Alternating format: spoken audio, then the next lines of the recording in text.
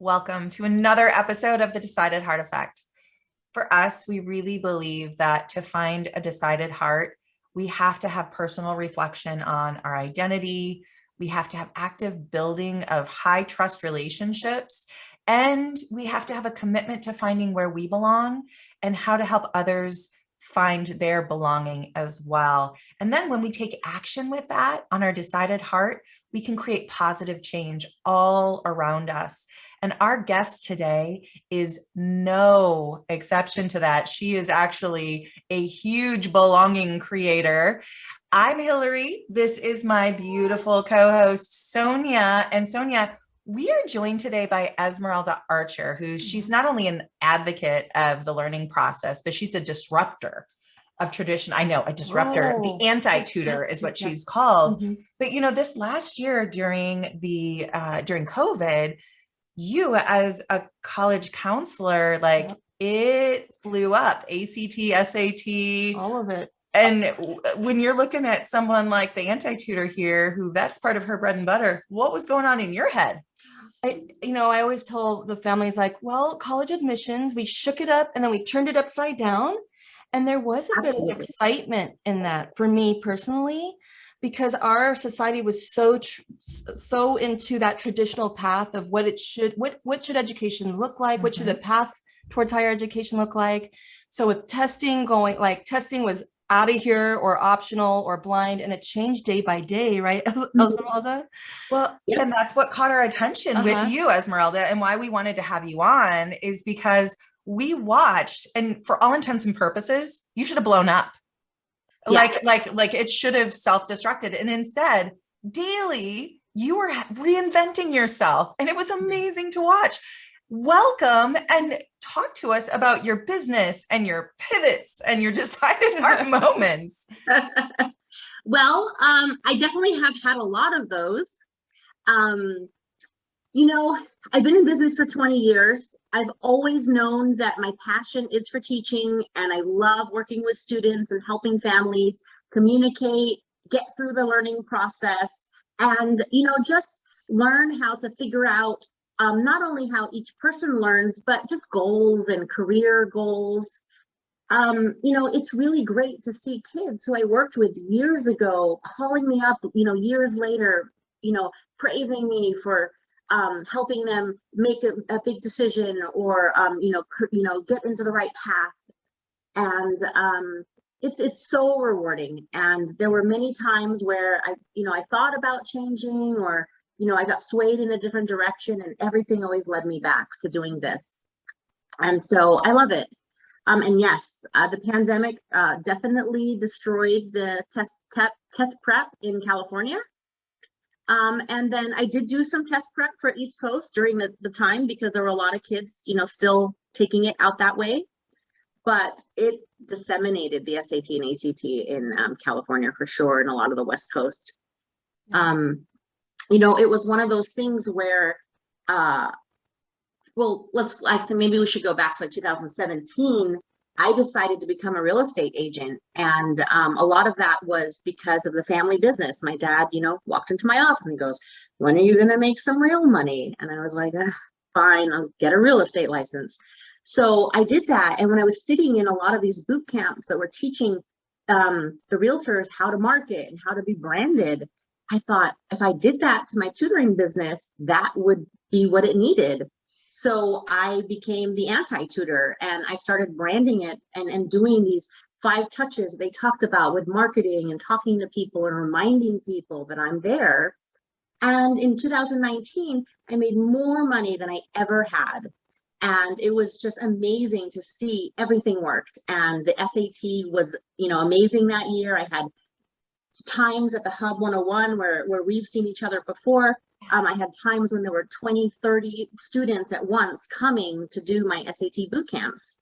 And the pandemic really, destroyed any hopes of having students come in for those boot camps, not only because we couldn't meet in person, but there was about a year where no tests were administered. And a lot of that was the flaw of the College Board's way of administering the tests. They're only done in schools.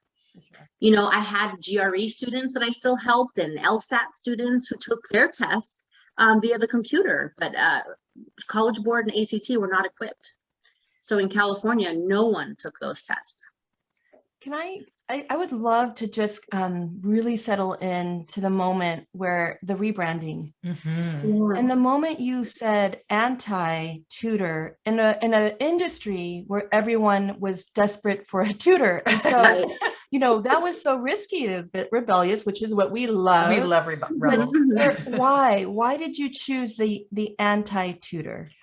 Well, you know, it came through because all of my years of tutoring, I became a crutch to some students. And there were some kids who would call me in the middle of the night and go, I need you to come over right now. I have a test tomorrow, or I have a homework assignment due. How do I get through this? On top of which, I had too many clients. So I had to figure out a way to wean these clients off of me. And that's where I realized I'm more of an anti-tutor than a tutor. I don't want my students needing me for every twist and turn of school. I want to help them, show them what I know, send them off, and have them refer someone else to me. The goal with what I do is helping these kids establish the tricks and tools that most good tutors know. And that is the way that I hack Google. You know, I can find any document on Google. I can find all the research that they need to get a project done and or the right material in front of them. Google is terrible with finding material for students. You could go in there and put in what is photosynthesis, and you're going to get so many different responses. And depending on what grade you're in, a lot of it just goes right over kids' heads and it's not the right material. So I show them how to hone in and find the right resources, other textbook resources, using their textbook to find a resource. And then other teachers' websites, which are great, which a lot of kids don't realize they can do. If you have a teacher that's not speaking your learning language, you can find another teacher's material online and get the photosynthesis worksheet that you need, or the video that helps you to learn. And so that's what I help them do. They don't need me to explain it to them. They just need to know how to research it. And we learn that as adults. I think in college and later in life, when we get into a profession and we have to do something, that's when we get good at exploring Google and finding what's available to us to get the job done. And middle school and high school kids don't have that skill set, or not taught it. No, so you speak to my teacher heart so much, because my degree is in teaching English and to high schoolers. And that was something I would get these seniors who would fail my writing assignments because teachers had just sort of pushed them along and like, whatever. I'm like, no, but let's hack this. Like, let's figure out how to actually do this. And they always, I was one of the teachers where if you redid it and resubmitted it, that was work. I was going to give you the grade you deserve. And if you did it 7 times, I didn't care, because my goal was for the mastery versus I'm trying to catch you doing it right or wrong. And so I have this, listening to you, and especially talking about learning styles, because I was someone too, where school was really easy for me until I got to college, where I was all of a sudden having to take these GEs that weren't necessarily in my interest, and I had to study. And I didn't know how to study. And that was, you are so mission driven, because to me, a mission, sorry, I'm going all over the place in my brain, but I'm thinking about like the fire and life safety world. I worked in that world for a while, and their goal is to put themselves out of business, right? If there's never a fire, if no one ever gets burned, and that is such, and they know, yes, of course, it's always going to happen, but can we reduce it? I love that same philosophy for yours, because that to me is a true North Star and true servant leadership. Right? I want to equip you to be your own superhero. I don't want to be your superhero. I know that was a lot, but but it's great, because when I work with a student, just seeing them get those skills and gaining that confidence is where it's at. And I did start at the college level. So I ran classes at Los Angeles Pierce College, where I helped kids succeed in high drop rate classes. So we did biology, calculus, chemistry, and I started at the college level. And these kids, they weren't failing these courses because they didn't know the material. They just had no clue how to approach it, how to study. They'd sit in the class and they'd see a lecture, and the lecture was fun. The guy talked about coffee and his walk to the school in the morning, and then a huge exam came, and they didn't realize, oh, this is a serious class where I have to actually study. The thing that I resonated with is when you were saying that trust is really important for the decided heart effect.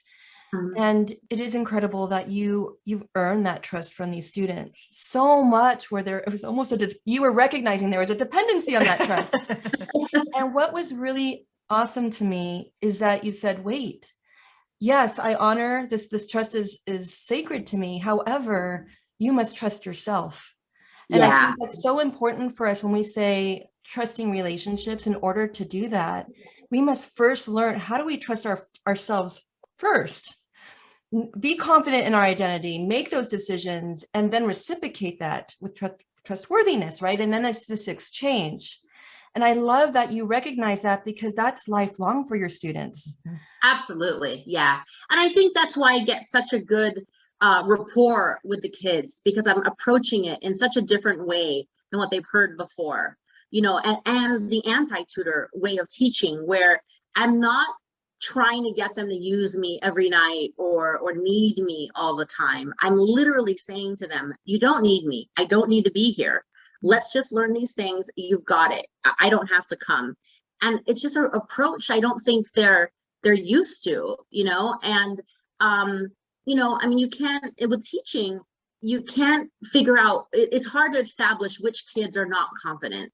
And for me to go in there and establish that confidence and help them communicate with the teacher more, help them advocate for themselves, just these things these teachers are urging the kids to do, and also helping the parent student relationship. These kids need to learn to fight their own battles, to contact the teacher, not to have mom or dad, marching in, telling the teacher they're doing a terrible job. The kid has to go in, own up to what they're doing, own up to what, what's working and not working, and have those conversations. And one of the best lines I use with my kids is, school is a taste of life, and your relationships with your teachers are a sampling of society. And if you can't make a relationship work with this teacher, who in the future could be your boss, your business partner, a client, you're not going to remedy the relationships later.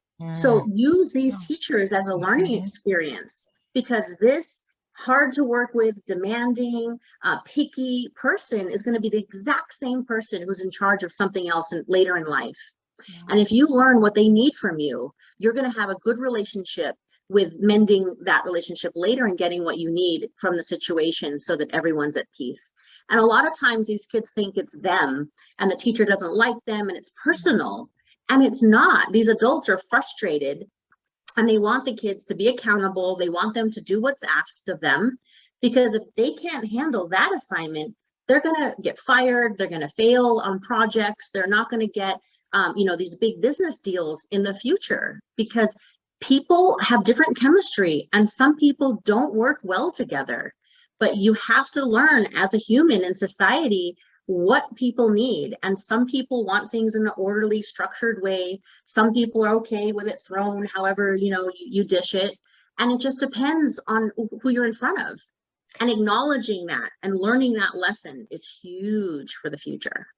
Well, that's what's really resonating as you're talking for me, that I feel like I want to stand up and say, hallelujah, amen. Like I feel like I'm in church. So do you probably right now, because we're so hugely passionate about this. But what I love so much about what you do and how your mind works, Esmeralda, is, a lot of the teachers get caught in the weeds. They get in the weeds of the subject instead of going one step beyond, which is really, what is the life skill that I'm here to teach, right? Because if I remember a date from history, sorry, Mrs. Woldridge, but if I remember a date from history, that's less important than if I understand who those people were informing our history and why they did it. And I can crack and access that information and relate it to my life and to the world around me.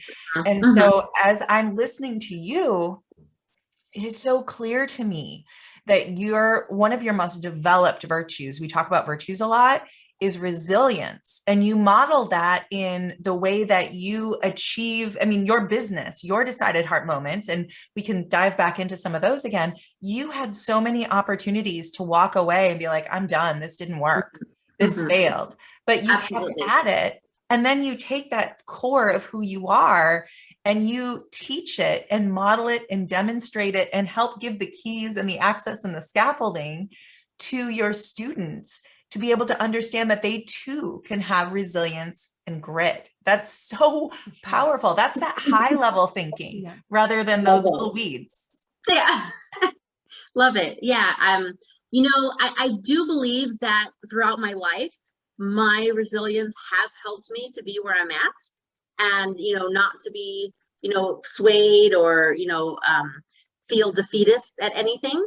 But, some kids, they need that push, and they need that explanation to understand it in their world. And I think that the best gift I have to offer is that when I talk to someone, I'm really good at putting myself in their situation and going, this is tough. I know. I mean, even with my SAT prep, I go, yes, this question is terrible. Or I go, this is really mean. They're being awful to you here. I get it, but let's figure out a way to, when you see it again, know what to do and learn from this. And I think it's that step of, yes, it's bad. Schools, I wouldn't go back to high school if someone paid me $1 million, but school's tough. And there's so many other aspects. There's the social life, and there's everything that's going on in their, poor little, lives at the time. And I'm there for them. And I tell them, look, we've all been here. And it's so weird because I have adult children, and I went through high school, and the kids never listen to their parents. They need someone else to tell them the same thing that the parents tell their kids. So when I do my consultations, a family comes, and I go, look, I'm going to tell your kid everything you've been saying. And then they're going to say, yeah, wow, she said all these things. And they're so all the time. And the parent's going to go, I just said that. I go, I don't know. They need to hear it from someone else. Yeah. And so I just have a great way of, kind of making it make sense to them. And some of the times I say I speak teenager, and so I'm able to get in there and go, look, yes, it sucks. Let's figure out a way. We can't just dwell on this, but what are we going to do about it? And I think that way, even years from now, they're going to hear that in their mind of go, this is another moment that sucks, but what are we going to do about it? Let's get some action in here. One thing that I really truly loved, I watched some of the videos on your website, which I'm going to recommend everyone go to her videos, because you and your people represent Anti Tutor so well. When families or teens or any student finds a tutor, they're stressed. It's not like, oh my God, there's so much joy, I think I should find a tutor. It's usually because they're stressed. Something's not working. But one of the strategies that you use is the mind mapping, where you said, you know what, let's go back to joy. Find something joyful in your life so you can stop the trigger. We just interviewed Elle Ingalls about stress hormones and how horrible that is. And you really try to ground that student back to, okay, wait, learning can be joyful. And can you talk about that strategy just a bit? Because I think that's something so important for parents, educators. If you see stressed out, even in our own lives, do your mind map and figure out why are you doing these things? Well, so my favorite question I hear from a kid is, what does this have to do with, what I want to do? I'm going to be a famous basketball player, or, I'm going to be a YouTube star. So I don't need to know history, the date doesn't matter. And, I try to establish for them, especially the best one for me is the reading. They're like, I don't need to read, reading is not for me. I'm not into it. And every kid, I sit down and I go, well, what are the things that you like? And then I have them draw out these items that they think are cool and are great. And then I show them how to lead to these goals, or to enjoy these things properly. Reading is involved, math is involved, learning is involved, memorization maybe. And that all of these items are picked up in school. The assignment, the writing assignment that a teacher gives isn't meant to annoy the student or torture them. It's to get them to think in a different way and deliver the material, in a way that's not your own, but someone else is assigning to you, so that you can get that uncomfortable feeling of, I'm not sure what to produce here. And you have a choice. You can run from it and never do it, or you could just face it on and say, okay, I'm going to use this as, and some of the best papers are written when a kid goes, I can't do this, or I don't have anything to say about that. And then we get an amazing paper, because they just have to, one, believe in themselves, but two, see it as a value. And when kids don't see a value to the learning, the education, the assignment, they're checked out. And I get it. Entrepreneurs don't do well in school.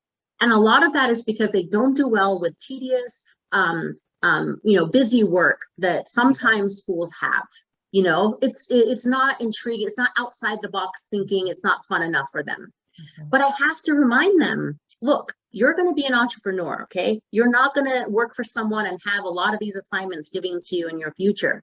But bills are going to need to be paid, and the IRS isn't going anywhere, and that stuff needs to be handled on a particular due date and done the way they want. Otherwise, you're not getting that business loan. You're not getting that funding or that grant. And those are the lessons that school has for you. And to see the connections of how this all relates, and how in your future, that one writing assignment is going to help you with writing a grant or writing a proposal, or, just showing whoever you're working with or for that that you are educated and you take things seriously. Because as adults, if I get a resume and there's a typo or, there's issues, I'm not looking at it. You want to be taken seriously in society. If someone writes me a letter and there's issues all over it, I judge the letter. It's just a societal way of dealing with business. I wonder how much this person, really wants, to work, and how they're going to perform on whatever task we're going to do together. I love just going back to the whole part of this joy that you started the conversation, this last conversation with. I really want to, for educators listening, for parents listening, anybody, even employers out there listening, when I'm working with teams, sometimes I ask them, the very first thing I do is I teach them to ask their teams 3 questions. What are your strength virtues? What are your challenge virtues, or what's one challenge virtue, and what brings you joy?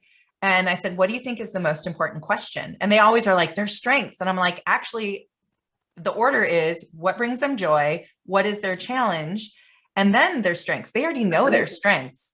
Look for chances when they're doing well at the thing that they don't think they do out well, and call them out on it and say, oh, wow, look at how well you showed your confidence, whatever it is that they think is a weakness. But the joy in a day where, if they say farming, I had a kid that was in 12th grade that loved his farm and he loved his animals. And on the days where he came in and his head was like down and he wasn't connected and something had triggered him, I could ask him, so how's your cow doing? How's Bessie? Tell me about her, all of that. And in a few seconds, he had flipped out of it. The joy rose and he was present again.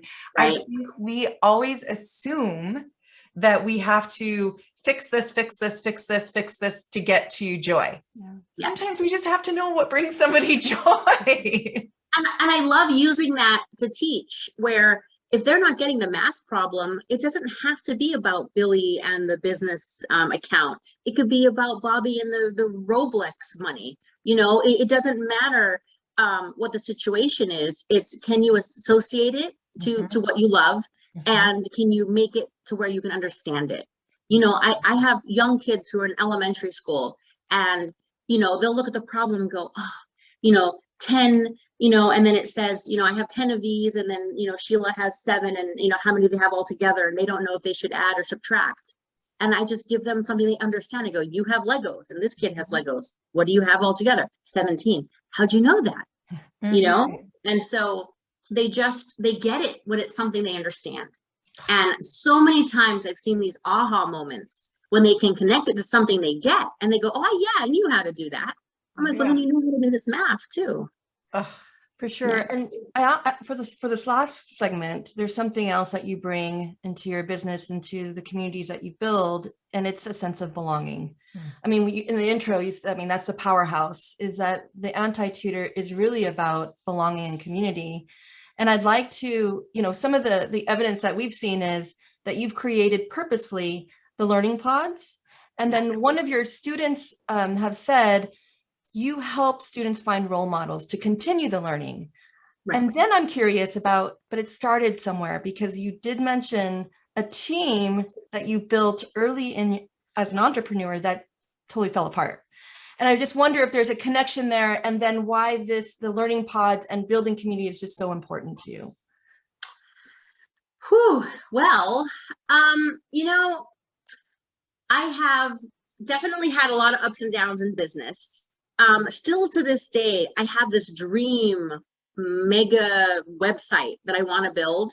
The problem is that I started it and someone like McGraw-Hill should have been putting it together, and I was over my head.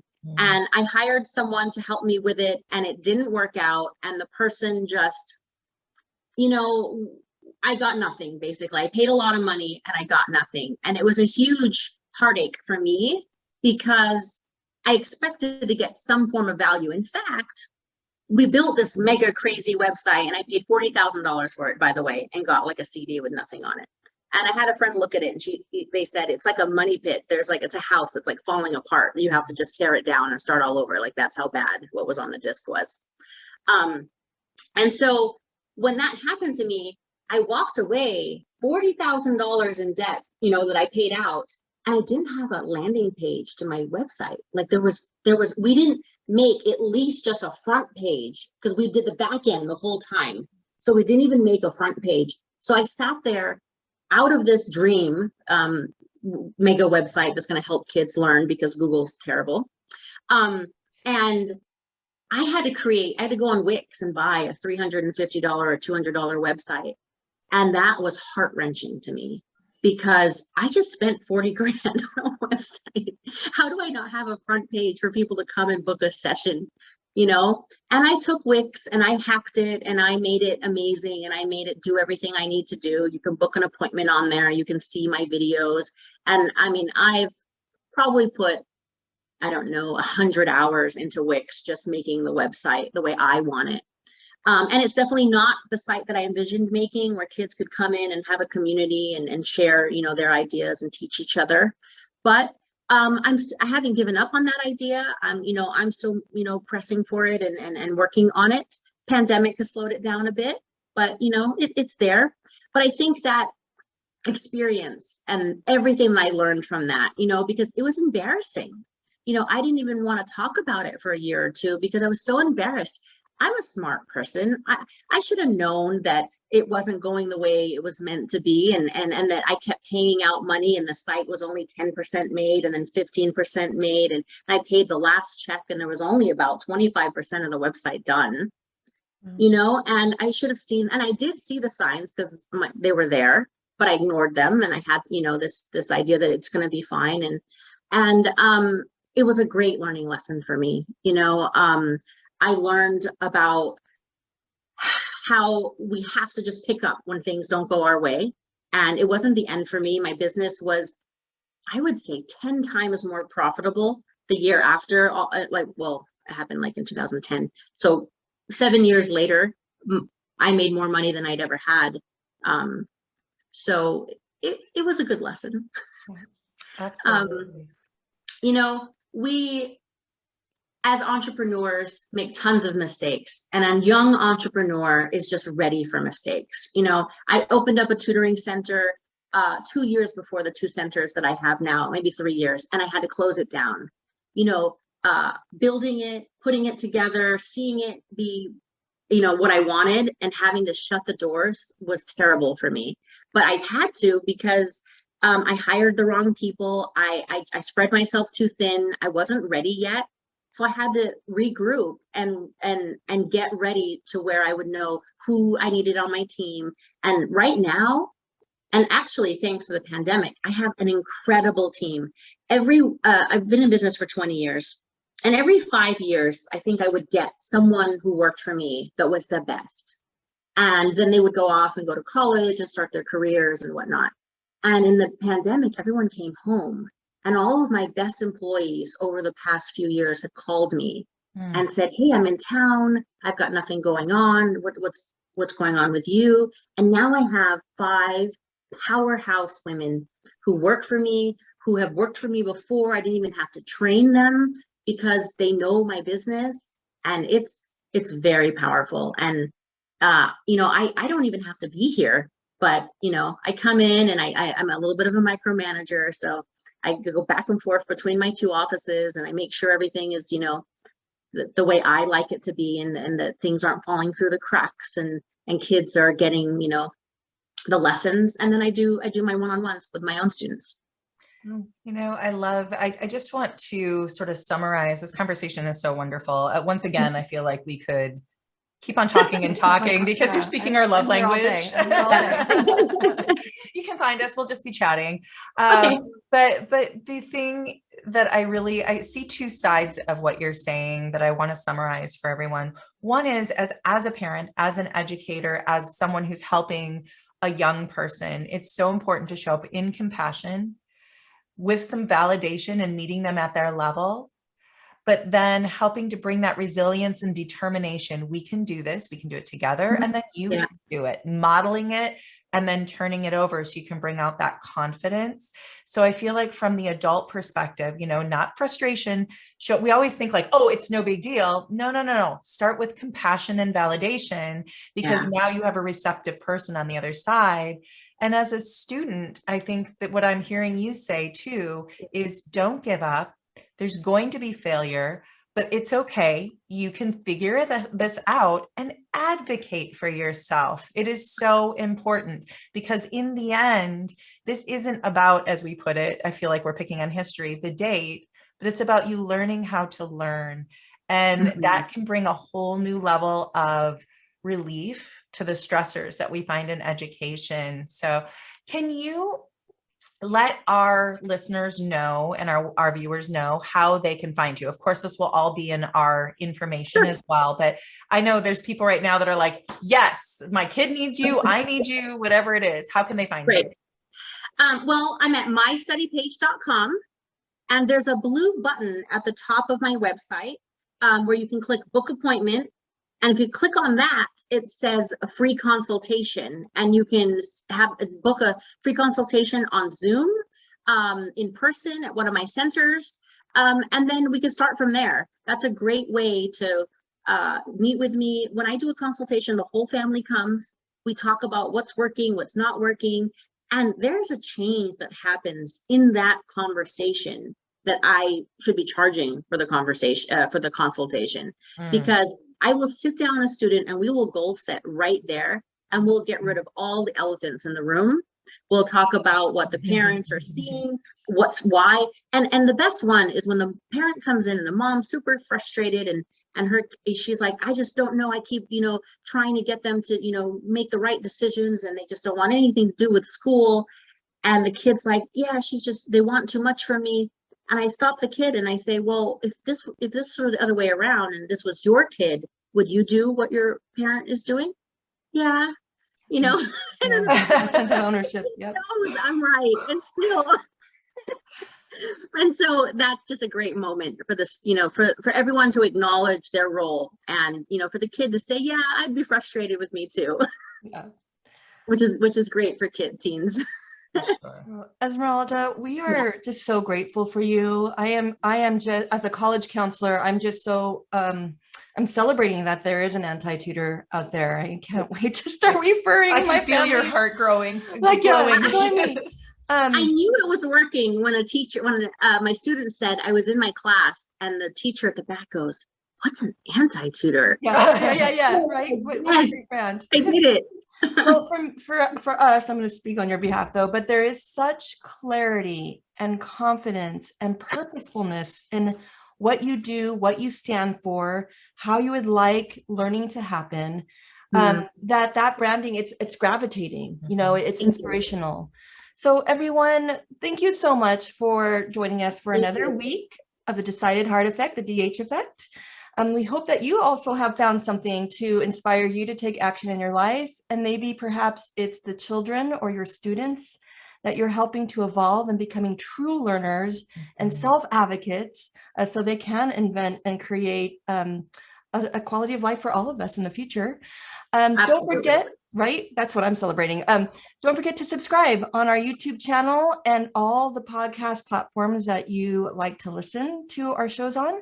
And until next time, may you find the courage to live with a decided heart, anchored by identity, trust, and belonging. Thank you, everybody.